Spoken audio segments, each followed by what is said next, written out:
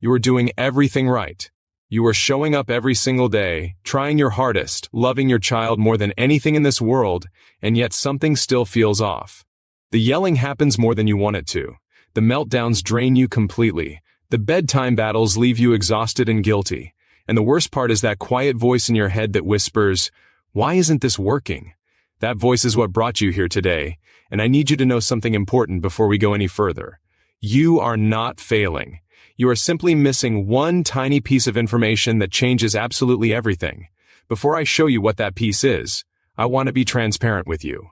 We do have a program linked down below in the video description that goes much deeper into everything I'm sharing with you today. And parents who have gone through it are seeing dramatic shifts in their household in a very short amount of time. If you feel that pull by the end of this video, do not ignore it. That instinct is there for a reason, but for now, stay with me, because what I'm about to share with you is going to reframe the way you see your child forever. Let me paint you a picture.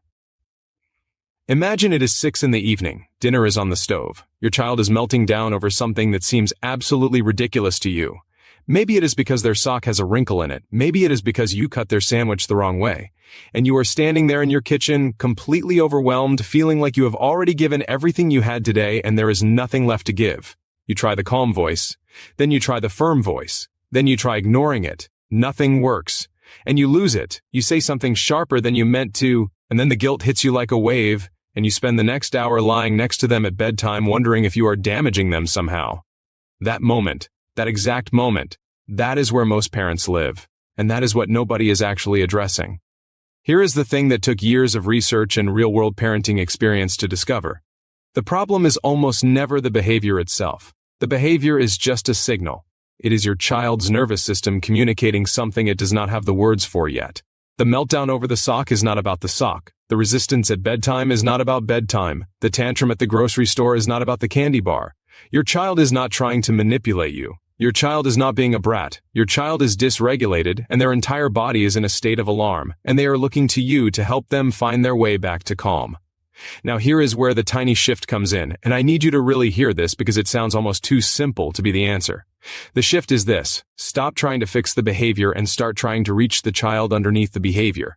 That is it. That is the whole thing. But the way you apply it is where everything changes. Most of us were raised in homes where the approach was correction first. If the behavior was bad, you address the behavior. Time out. Consequences. Take something away.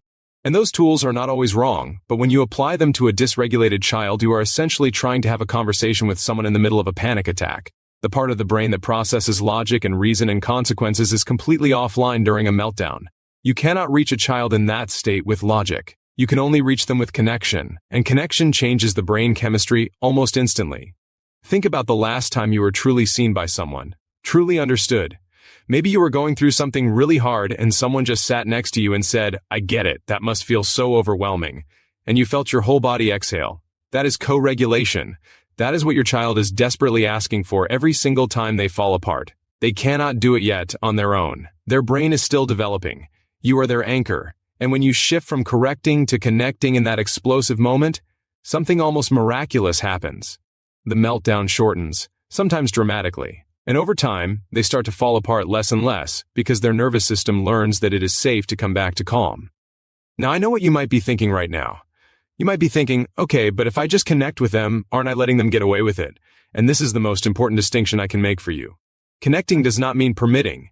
It means you stabilize the child first, and then you address the behavior when they can actually hear you. You are not skipping accountability. You are making accountability possible. Because a child who feels seen and safe is a child who can actually learn. A child who feels attacked or shamed shuts down completely and nothing gets through. Here is where the social proof gets impossible to ignore. Parents who made this shift reported that within just the first week they saw a reduction in the length and intensity of meltdowns. Not because their child magically became easier, but because the parent changed their approach first. And here is the number that stops everyone in their tracks. On average, the families who applied this consistently spent less than 3 minutes doing something different in those peak moments, and it saved them hours of conflict, guilt, and emotional cleanup every single week. Think about that.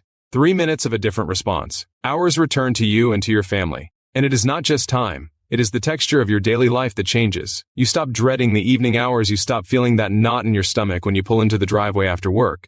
You stop lying awake at night cataloging everything you did wrong that day. The relationship between you and your child begins to shift at a cellular level. They start seeking you out. They start telling you things. That quiet distance you may have been feeling starts to close. Now let me be very clear about something. This is not for the parent who thinks everything is fine. This is not for the parent who is just casually browsing. This is for the parent who is genuinely exhausted.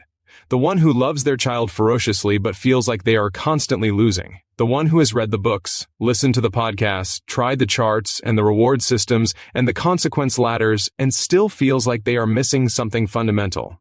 If that is not you, this probably will not resonate. But if that is you, then stay with me, because we are just getting to the part that matters most. The shift I am talking about has a name in the research world. It falls under the science of attachment and co-regulation, and it has been studied extensively across decades of developmental psychology. This is not a trend. This is not someone's opinion on the internet. This is backed by some of the most respected minds in child development, and it consistently produces the same result across thousands of families. The children become more emotionally resilient. The parents become more confident, and the home becomes a genuinely different place to live. Let me give you the most dramatic example of what this looks like in real life. A parent is dealing with a child who refuses to do homework every single night. Every single night is a battle. Tears, slammed doors, hours of tension.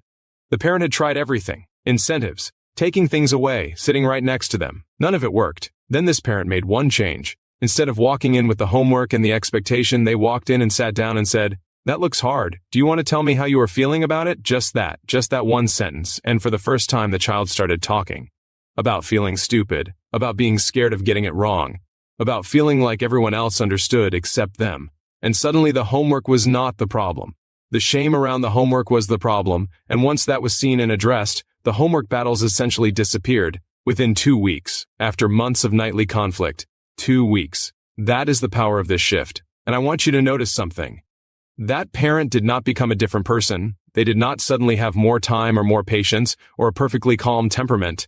They simply changed the order of operations. Connection before correction. Always. Here is the other thing that happens when you make this shift consistently. You start to feel differently about yourself as a parent. The guilt starts to lift.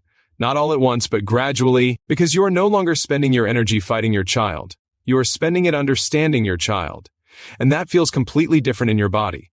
That feels like relief. That feels like purpose. That feels like the parent you always wanted to be showing up for real. And if you want to go deeper into exactly how to apply this across every specific situation you are dealing with, the tantrums, the defiance, the sibling conflict, the school resistance, the bedtime chaos, all of it. That is exactly what we have built for you in the program linked down below in the video description. What parents are experiencing after going through it is the kind of shift that you cannot unfeel. You cannot go back to the old way once you see this clearly. And if you have been sitting here nodding your head at everything I've said, if any moment of this video made your chest tight because it was too familiar, do not scroll past that link. Do not tell yourself you will come back to it later. Later is where change goes to die. Right now, in this moment, you already know what you need to do. The only question is whether you are finally ready to do it.